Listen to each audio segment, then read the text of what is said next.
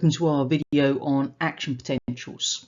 So this is another of our module 5 series, still focusing on that neuronal communication. And what we're going to be doing in this video is having a look at the specification reference 5.1.3c, the generation and transmission of nerve impulses in mammals.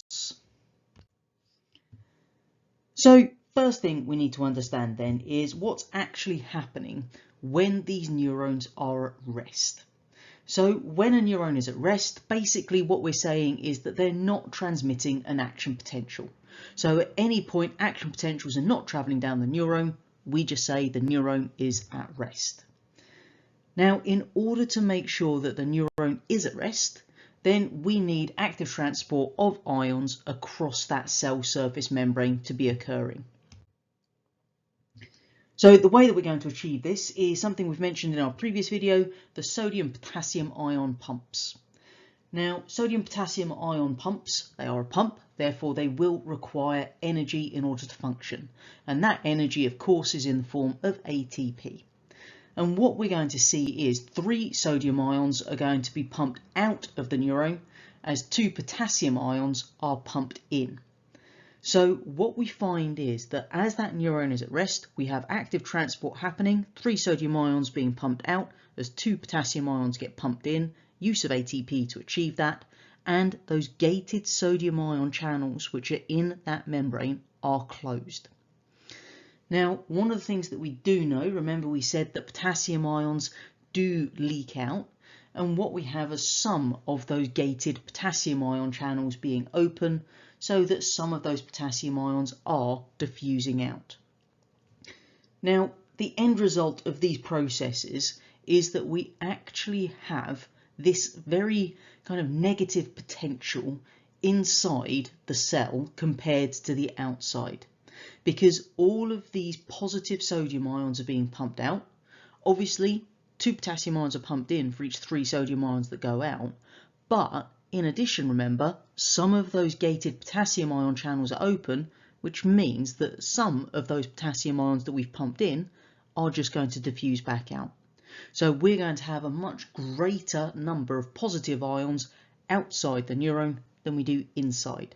So we've got a negative potential on the inside of the cell versus the outside. So the membrane is described as being polarized.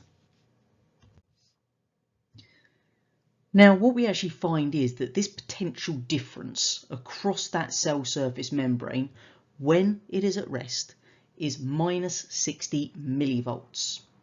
And this is what we call the resting potential.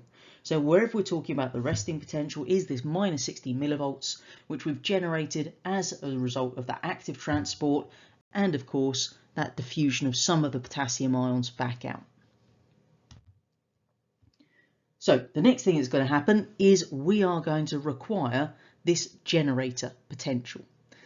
Now, as we've already said in our previous video, at that generator region of the neuron, we have those gated ion channels which are opened by the action of the synapse. And what happens is, as a few sodium ion channels open, some sodium ions are going to obviously cross that membrane and enter the cell, and that leads to a small depolarization. Because obviously we've got some positively charged particles entering the neuron, which means the difference between the inside and the outside is obviously reducing. That small depolarization of the membrane there is the generator potential. Now, depending on the situation, sometimes it will go no further than that generator potential. However, if more sodium ion channels open, then more sodium ions are going to enter, and as a result, we are going to get more generator potentials. And these generator potentials are going to combine together. And what that means is that the depolarization is going to be greater. And what we're really looking for is that depolarization to get to this specific threshold, a certain point that if we cross it, we will cause an action potential. So basically, as soon as we've hit that threshold, then the voltage gated channels open, and this is what's going to trigger that action potential. And what we're really looking at here then is a positive feedback system. So what we see here is that a small depolarization of that membrane is going to lead to changes that then depolarize the membrane further. So remember what we said, we start off with a small number of those ion channels opening, which is then going to lead to potentially more of those gated ion channels opening. So we've got a small depolarization leading to a bigger depolarization. Therefore, it's positive feedback, which is adding to it. So when those voltage gated channels are opened, then what happens is large amounts of sodium ions will enter and our depolarization hits the magic number of plus 40 millivolts.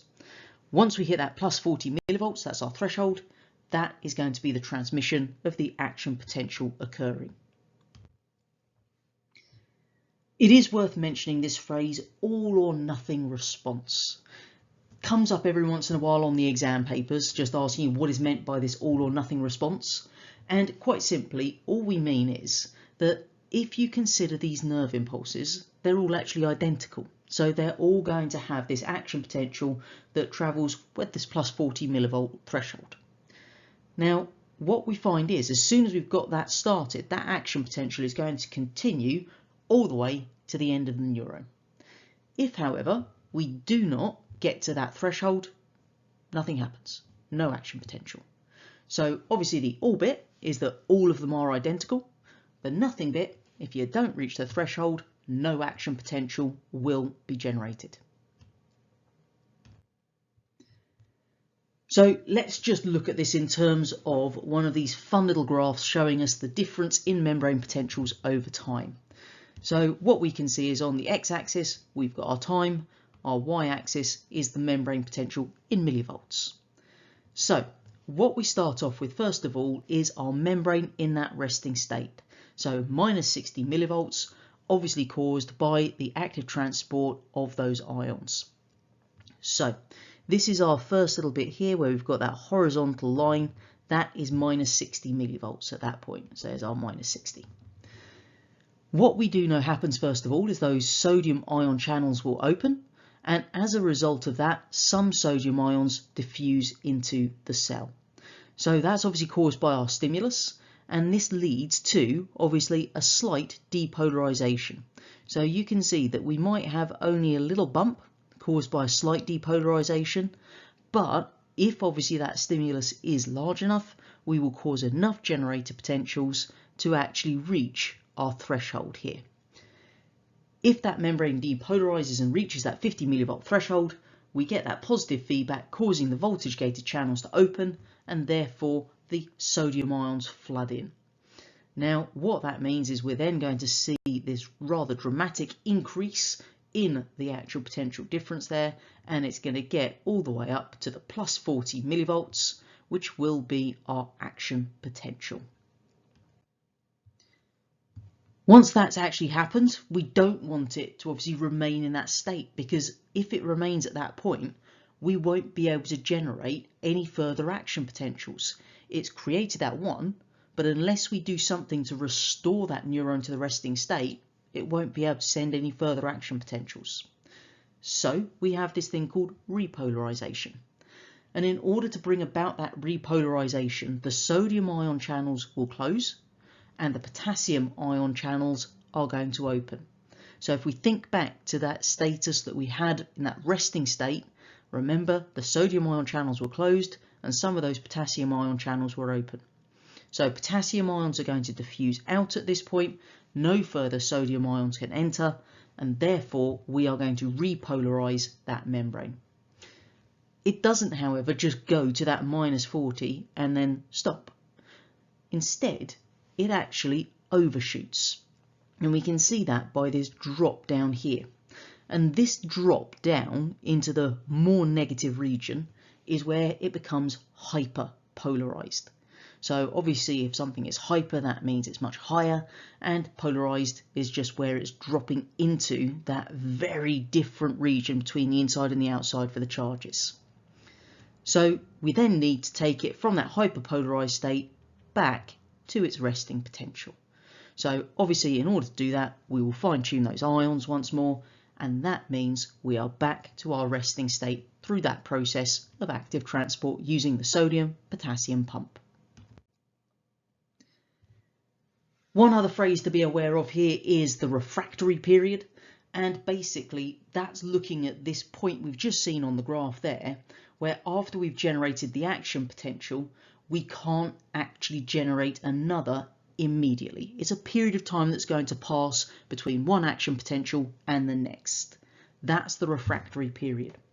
And basically it's just caused, as we've seen, by the sodium and potassium ions being in the wrong places, because we can't then go through that same process if all the ions aren't where they need to be to cause, obviously, the changes to the membrane polarization there. As always, I hope you found this video useful, and don't forget to subscribe to the channel so you can see when the next video is uploaded, and head on over to the website where you can find an array of other resources to help you in your A-level biology studies.